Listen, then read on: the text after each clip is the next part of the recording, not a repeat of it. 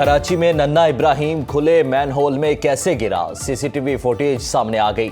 Departmental store کی 2 سیڑھیوں سے اترتے ہی چند قدم پر موجود کھلے مین ہول کے پاس کوئی حفاظتی چیز موجود نہیں تھی۔ بچہ چلتا ہوا گیا اور اچانک کھلے مین ہول میں جا گرا۔ ننے ابراہیم کے پیچھے اس کی والدہ دوڑتی ہوئی گئیں۔ والدہ کی چیخو پکار پر لوگ دوڑے چلے آئے۔ قریب کھڑے ایک اور شخص نے بھی مدد کے لیے لوگوں کو بلایا، لیکن 3 سالہ ابراہیم کو بچا کوئی نہ سکا۔ وزیر اعلیٰ سندھ نے ایسے افسوسناک واقعات کی روک تھام کے لیے آج اعلیٰ سطح کا اجلاس طلب کر لیا۔ ذرائع کے مطابق اجلاس میں واقعے کے تمام پہلوؤں پر بات کی جائے گی۔ تحقیقات کے لیے کمیٹی بھی قائم کی جائے گی۔ ٹاؤن میونسپل کارپوریشن کرنگی میں غائب اور ٹوٹے مین ہولز کورز کو فوری ایکشن کا حکم۔ مسئلہ کشمیر حل نہ ہونے سے خطے کے امن کو خطرہ لاحق ہے۔ مئی میں پاک بھارت جنگ بھی خطرناک ثابت ہو سکتی تھی۔ بھارت نے یک طرفہ طور پر سنتاس معاہدہ معطل کرنے کا اعلان کیا۔ پاکستان تنازعات کے حل کے لیے مذاکرات اور سفارت کاری کی حمایت کرتا ہے۔ نائب وزیر اعظم اسحاق ڈار کا کہنا ہے عالمی معاشی منظرنامہ تبدیل ہو رہا ہے۔ دنیا میں بڑھتے تنازعات عالمی امن کے لیے خطرہ ہے۔ اسرائیل نے فلسطین میں انسانیت کا قتل عام کیا۔ جنوبی ایشیا کو غربت، ناخواندگی، ناگہانی آفت سمیت دیگر چیلنجز درپیش ہیں۔ موسمیاتی تبدیلی اور غذائی قلت کے چیلنجز سنگین ہوتے جا رہے ہیں۔ جنوبی ایشیا کے ممالک کو اپنے مسائل کے حل کے لیے سنجیدگی سے سوچنا ہوگا۔ مشترکہ خوشحالی کے لیے علاقائی روابط اہم ہیں۔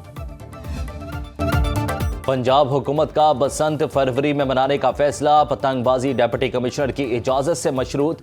حکومت نے پنجاب کائٹ فلائنگ آرڈیننس 2025 جاری کر دیا۔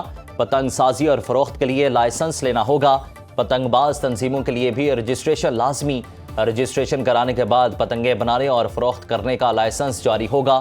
قانون کی خلاف ورزی پر سخت ایکشن ہوگا۔ سب انسپکٹر رینک کا پولیس افسر بغیر وارنٹ گرفتار کر سکے گا۔ 2001 کا پتنگ بازی پابندی آرڈیننس منسوخ۔ سابق آرڈیننس کے تحت کیے گئے تمام اقدامات درست قرار۔ پنجاب کے ائمہ مساجد کو 1 جنوری سے اعزازیہ ملے گا۔ وزیر اعلیٰ پنجاب نے ڈیڈ لائن دے دی۔ فروری تک اعزازیہ کارڈ کے اجرا کا حکم۔ پہلی بار پے آرڈر کے ذریعے ادائیگی کی جائے گی۔ پنجاب بھر میں 62,994 رجسٹریشن فارم وصول۔ صوبے بھر میں مسجد اور تحصیل مینجمنٹ کمیٹیاں قائم۔ وزیر اعلیٰ مریم نواز کی زیر صدارت اجلاس۔ سیف سٹی کیمروں اور سرکاری املاک کو نقصان پہنچانے پر سخت کارروائی کے لیے قانون سازی کا فیصلہ۔ 4 شیڈول افراد کی ڈیجیٹل نگرانی کے لیے ضروری اقدامات کی ہدایت۔ غیر قانونی مقیم افغان شہریوں کے خلاف آپریشن مسلسل جاری رکھنے کا حکم۔ لاہور میں اسموک کا راج برقرار۔ دنیا کے آلودہ شہروں میں لاہور کا آج پھر پہلا نمبر۔ صبح کے اوقات میں air quality index 373 record. Hot spot areas میں اینٹی اسموک گنز کا استعمال۔ A I based digital multi secular انسداد اسموک ایکشن پلان جاری۔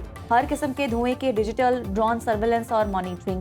سینئر وزیر پنجاب مریم معزز کہتی ہیں کہ حکومت کی سائنسی حکمت عملی اور جدید ٹیکنالوجی کی مدد سے لاہور کی فضا میں بہتری کا عمل تیز ہوا۔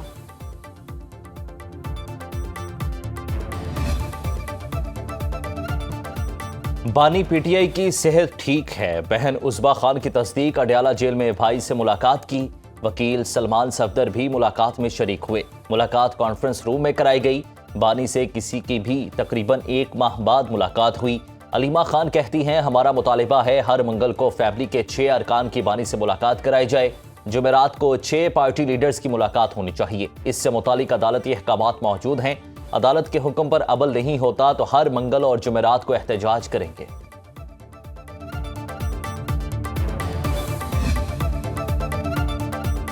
عظمیٰ خان کے بعد بشرا بی بی کی بھی بانی پی ٹی آئی سے 1 گھنٹہ ملاقات کرائی گئی۔ وزیر اعظم کے مشیر رانا ثناء اللہ کہتے ہیں کہ فیملی اور وکلا سے ملاقات آپ کا حق ہے، مگر سیاست نہ کریں۔ جیل رولز 265 میں درج ہے، ملاقاتوں میں سیاست زیر بحث نہیں آ سکتی۔ سینیٹر فیصل وابڈہ کہتے ہیں کہ بھائی سے ملاقات غیر سیاسی بہنوں کا حق ہے جو انہیں ملا، سیاسی ملاقاتیں ممکن نہیں۔ وزیر اعلیٰ خیبر پختونخوا نے اڈیالہ اور اسلام آباد میں ہنگامہ آرائی نہ کر کے مثبت اقدام کیا۔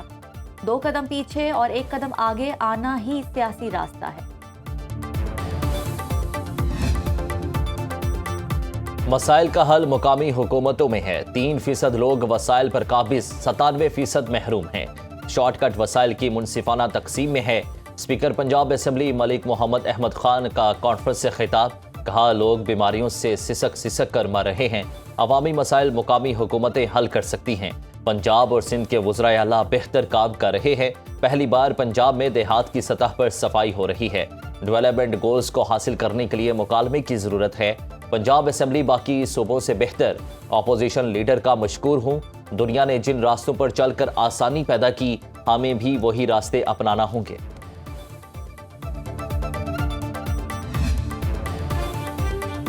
وفاقی آئینی عدالت نے ارشد شریف کیس میں سو موٹو اختیار پر معاونت طلب کر لی۔ ارشد شریف کے قتل تحقیقات میں اب تک کی پیش رفت رپورٹ بھی طلب۔ جسٹس عامر فاروق نے استفسار کیا کہ قتل کے ذمہ داران کو کٹہرے میں لانے کے لیے قانونی طور پر کیا ہو سکتا ہے؟ کیا 27ویں ترمیم کے بعد آئینی عدالت سو موٹو کارروائی چلا سکتی ہے؟ وکیل نے کہا عدالتی فیصلہ موجود ہے، آئینی عدالت سو موٹو کارروائی آگے بڑھا سکتی ہے۔ کیس کی آئندہ سماعت 17 دسمبر کو ہوگی۔ پاکستان اور ترکیہ کا توانائی کے شعبے میں بڑا معاہدہ، وزیر اعظم ہاؤس میں ترک پیٹرولیم اوورسیز کمپنی کے ساتھ تیل کی تلاش کے معاہدے پر دستخط، 3 آف شور اور 2 آن شور بلاکس معاہدے میں شامل، مجموعی طور پر $300 ملین سرمایہ کاری کا امکان۔ معاہدے پر دستخط کی تقریب میں وزیر اعظم شہباز شریف اور ترک وزیر توانائی علی پرسلان کی بھی شرکت۔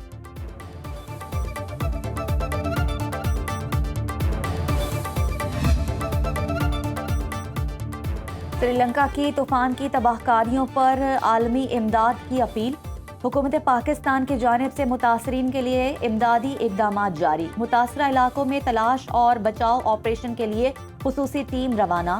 پاک فضائیہ کا C-130 طیارہ 6.5 ٹن امدادی سامان لے کر کولمبو پہنچے گا۔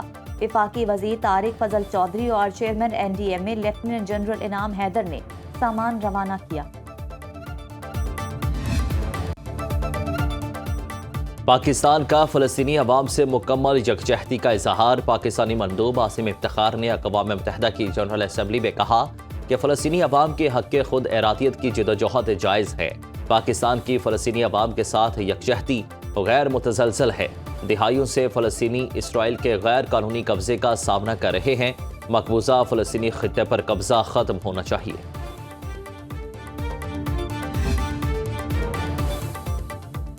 امریکہ نے افغانستان سمیت 19 ممالک کے تارکین وطن کی تمام امیگریشن درخواستیں روک دیں۔ Iran, Libya, Myanmar, Somalia, Sudan, Turkmenistan, Yemen, Cuba, Venezuela, Haiti اور دیگر ممالک شامل۔ گرین کارڈ اور امریکی شہریت کی درخواستیں بھی روک دی گئیں۔ میڈیا رپورٹس کے مطابق ٹرمپ انتظامیہ نے اقدام افغان شہری کی نیشنل گارڈز پر فائرنگ کے تناظر میں اٹھایا۔